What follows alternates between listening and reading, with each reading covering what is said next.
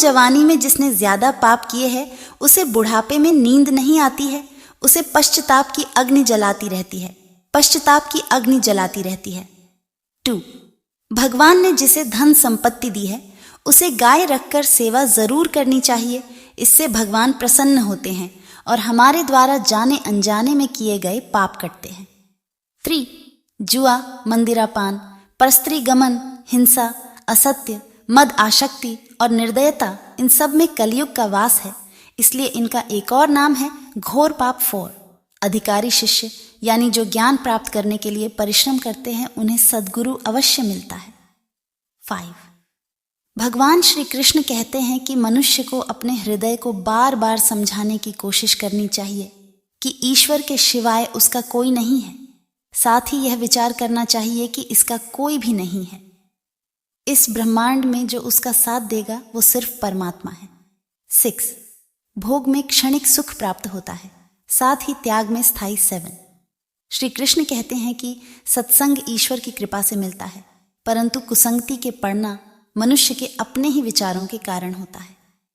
8. लोभ और मोह माया पाप के माता पिता कहे जाते हैं। 9. श्री कृष्ण कहते हैं कि स्त्री का धर्म है कि रोज सुबह तुलसी और माता पार्वती का पूजन करे, इससे उनकी सुख समृद्धि हमेशा बनी रहती है। 10. मनुष्य को हमेशा अपने मन और बुद्धि पर विश्वास नहीं करना चाहिए, क्योंकि ये बार बार मनुष्य को दगा देते हैं।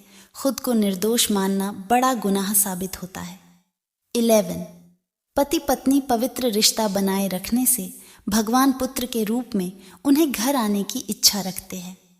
12. भगवान इन सभी कसौटियों पर जांच परख कर मनुष्य को अपनाते हैं, इसलिए मन में कभी भी गलत विचार नहीं रखने चाहिए।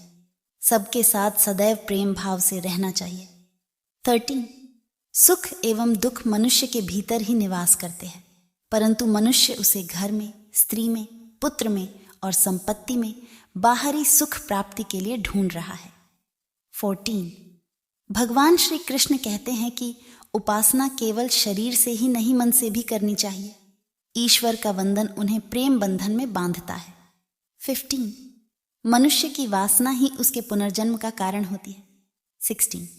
मनुष्य इंद्रियों के अधीन है, इसलिए उनके जीवन में विकार और परेशानियां आती हैं। 17. मनुष्य के अंदर धैर्य, सदाचार, स्नेह और सेवा जैसे गुण बिना सत्संग के नहीं आते हैं। 18. श्री कृष्ण कहते हैं कि जिस प्रकार शरीर के वस्त्र मैले होने पर उन्हें साफ करते हैं, उसी प्रकार मन के मैल को भी साफ करना चाहिए।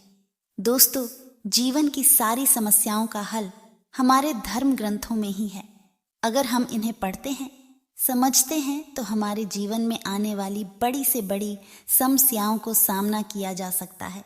लेकिन आज की इस भाग दौड़ भरी जिंदगी में किसी को पढ़ने का समय नहीं होता, इसलिए हम आपके लिए धर्म ग्रंथ, वेद, पुराण, पौराणिक कथाएं और भगवान से जुड़ी सभी कथाएं